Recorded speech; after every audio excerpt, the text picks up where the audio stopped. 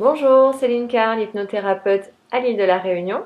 Aujourd'hui, je fais cette vidéo pour vous aider en tant que parent à mieux communiquer avec votre enfant. Il y a une connaissance du pouvoir des mots, elle n'est pas enseignée à tous, elle le devrait, c'est pourquoi je vais vous donner quelques mots-clés. Il est important de parler positif. Des phrases mal conçues peuvent avoir l'effet de suggestion négative. Il vous est sûrement déjà arrivé d'avoir la nette impression que quand vous dites quelque chose à votre enfant, il fait tout le contraire. Je vous donne un exemple concret, vous lui dites « ne cours pas ». Votre enfant se met à courir de plus belle. Parce qu'en fait, l'inconscient de votre enfant ne comprend pas la négation. Du coup, ce qu'il va entendre en premier lieu, c'est le mot « cours ». Donc il est important d'utiliser des mots comme « ralenti »,« marche doucement ». Et je peux vous donner un autre exemple aussi.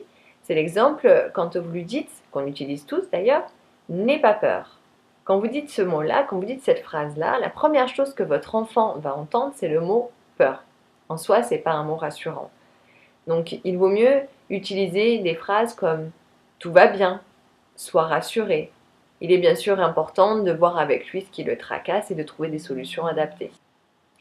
Choisir bien ces phrases, c'est essentiel au bien-être de l'enfant ainsi que de la relation que vous avez avec lui. Évitez les mots à connotation négative. Nous n'avons pas été éduqués à parler positif et nous reproduisons les mêmes schémas avec nos enfants. On trouve ça normal. On pense même que ça les prépare à affronter la vraie vie.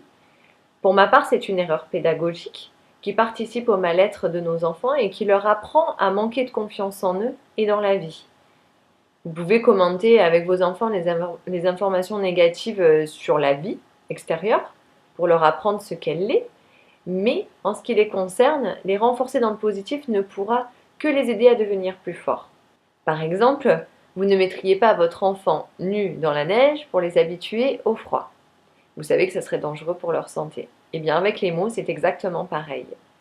Je vous propose donc de repérer vos phrases négatives, ce qui, vous allez voir, est déjà pas si facile tellement elles arrivent par automatisme, puis de chercher les manières de vous corriger, de tourner les phrases plus positivement. Et vous verrez, ça sera bénéfique pour l'entourage et aussi pour vous. Je peux vous donner quelques exemples de phrases que vous pouvez dire au quotidien à votre enfant, comme par exemple exprimer la confiance. J'ai confiance en toi. Tu n'as pas réussi cette fois, mais la prochaine fois, ça sera mieux. Je suis fière de toi. Ça, les petites filles, elles en ont bien besoin avec leur papa. Tu as compris cela? Eh bien, bravo à toi. Cela n'a pas fonctionné comme tu voulais, mais on apprend aussi en se trompant. Et des fois, c'est même mieux. Sachez que la simplicité doit être vraiment votre maître mot. Il y a mille et une manières de faire du bien avec un bon mot et ne sous-estimez pas l'impact à long terme de telles paroles. Voilà, j'espère que j'aurai pu vous apporter au mieux avec cette vidéo. Si vous voulez approfondir le sujet, je vous propose le livre de Patricia d'Angeli, Olivier Locker, qui a pour titre « Hypnose pour les enfants et adolescents ». Il est autant pour les thérapeutes que pour les parents.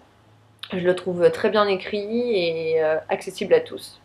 Voilà, merci à vous de m'avoir écouté et je vous souhaite une belle journée.